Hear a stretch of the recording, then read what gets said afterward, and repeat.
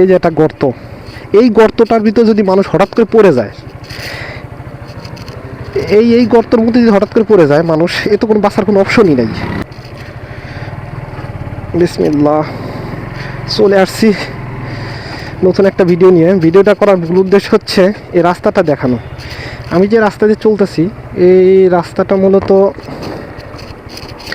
উত্তরা 3 নম্বর সেক্টরে একটা রোড। এই রোড আসলে অল টাইম কাদা, এমনকি বৃষ্টি হইলে তো বলার কোনো কিছুই নাই। কারণ এই যে রোডটা, এই দুই পাশে এই যে একটা গর্ত, এই গর্তটার ভিতরে যদি মানুষ হঠাৎ করে পড়ে যায়, এই গর্তের মধ্যে যদি হঠাৎ করে পড়ে যায় মানুষ, এ তো কোনো বাঁচার কোনো অপশনই নাই, কিচ্ছু বলার নাই। এই রোডটা এইভাবে রেখে দিছে, এই গর্তটা ম্যানহোল, এই ম্যানহোলটা এইভাবে রেখে দিছে। এটা কিন্তু এই এলাকার মানুষ বা এখানকার যারা দায়িত্বরত সিটি কর্পোরেশন লোকজন, এটা কি দেখা উচিত।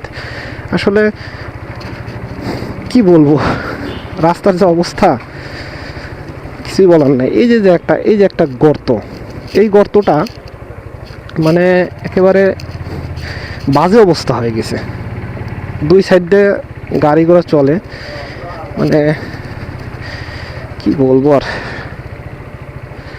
কিছুই বলার নেই।